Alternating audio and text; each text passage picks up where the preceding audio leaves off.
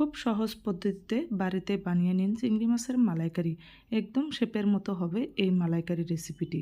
আসসালামু আলাইকুম সবাইকে, আশা করি সবাই খুব ভালো আছেন। নতুন একটি ভিডিও নিয়ে ওয়েলকাম জানাচ্ছি সিম্পল রেসিপি ইনকেপিতে। প্রথমেই চিংড়ি মাছগুলো আমি ভালো করে কেটে ধুয়ে পরিষ্কার করে নিচ্ছি। এবার নারকেলের দুধ বানানোর জন্য এই জারটায় আমি নারকেল গ্রেট করে নিব। এখানে আমি আরও একটা পেস্ট বানানোর জন্য দিয়ে দিছি পেঁয়াজ, সাথে দিয়ে দিছি কিছু আদা, দিয়ে দিছি গোটা কয়টা রসুনের কোয়া, দিয়ে দিছি কাঁচা লঙ্কা। সবগুলো আমি গ্রেট করে নিব। এখানে আমি দিয়ে দিছি কাশ্মীরি লঙ্কার গুঁড়া, দিয়ে দিছি লবণ, সাথে দিয়ে দিছি হলুদ গুঁড়ো। কাশ্মীরি লঙ্কার গুঁড়ো দিয়ে মাছগুলো মাখিয়ে নিলে কালারটা খুব সুন্দর আসবে।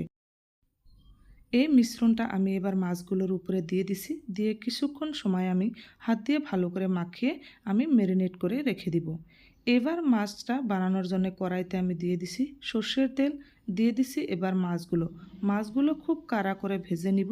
তার জন্য আমি অনেকক্ষণ সময় ধরে মাছটা ভেজে নিব। মাছ ভাজা হোক, এখানে আমি আরও একটা মিশ্রণ বানিয়ে নিব। এবার এখানে আমি দিয়ে দিছি কাজু বাদাম, দিয়ে দিছি 2 চামচ সাদা সর্ষে, জল দিয়ে গ্রেট করে নিব। এক্ষেত্রে আপনারা কিন্তু কালা সর্ষেটাও ব্যবহার করতে পারেন। এবার নারকেলের দুধটা আমি বের করে নিব। নারকেলের দুধ বার করার জন্য এখানে আমি একটা ছাকনা নিয়ে নিছি। ছাকনা দিয়ে ভালো করে প্রায় এক বাটি হয়েছে দুধটা বানিয়ে নিব। মাছগুলো ভাজা হয়ে গেছে, এবার আমি নামিয়ে নিব। এখানে আমি এবার দিয়ে দিব কিছুটা এলাচ। এখানে আমি 5টা এলাচ নিছি, 2টা লবঙ্গ নিছি, 1 টুকরা দারচিনি নিছি, সাথে দিয়ে দিছি গোটা জিরা। এখানে এবার দিয়ে দিব পেঁয়াজ রসুন আদা কাঁচা লঙ্কার যে পেস্টটা ছিল ওটা আমি এবার দিয়ে দিছি। দিয়ে চুলার আঁচটা লোতে আছে।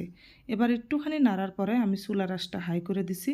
এখানে এবার আমি দিয়ে দিব কাজু বাদাম আর সর্ষের যে পেস্টটা আসলো ওইটা দিয়ে আমি কিছুক্ষণ সময় খুব ভালো করে নাড়াচাড়া করে নিব। দেখুন ফুটে উঠেছে। এবার এখানে আমি দিয়ে দিব মশলাগুলো। লবণ দিয়ে দিছি পরিমাণ মতো লঙ্কার গুঁড়া, হলুদ গুঁড়া, দিয়ে দিছি ধনিয়া গুঁড়া। এখানে আমি কোনো ধরনের মশলা ইউজ করে নাই, ঘরে থাকা যে বেসিক মশলাগুলো আছে ওইগুলো দিয়েই আমি এই মালাইকারিটা আজকে রান্না করব।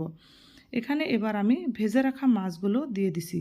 খুব সুন্দর করে মাছগুলো দিয়ে কিছুক্ষণ সময় আমি এভাবে ফুটিয়ে নিব।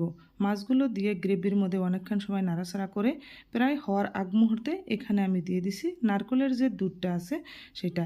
এখানে আমি কোনো ধরনের জল ইউজ করি নাই, নারকেলের দুধটাই আমি এই রান্নাটা পাকিয়ে নিব। দেখুন খুব সুন্দর করে ফুটে উঠেছে, একদম প্রায় হয়ে গেছে। এবার নামানোর আগে আমি এখানে দিয়ে দিছি জিরা গুঁড়া, আর সাথে দিয়ে দিছি 1/2 চামচ গরম মশলা গুঁড়া। এখানে আপনারা কিন্তু ঘিও ইউজ করতে পারেন, ঘিউটা পুরোপুরি অপশনাল। আমি এখানে কিন্তু ঘিউ ইউজ করে নেই, অন্য কোনো মশলা ইউজ করি নেই। বাড়িতে থাকা যে বেসিক মশলাগুলো আছে সেই দিয়ে আমি আজকে চিংড়ি মাছের মালাইকারিটা বানিয়ে নিছি।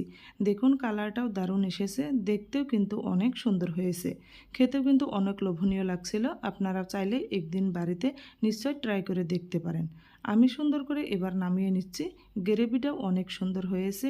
এইভাবে মাখো মাখো করে চিংড়ি মাছের মালাইকারি রেসিপিটা আপনারা কিন্তু বাড়িতে ট্রাই করে দেখতে পারেন।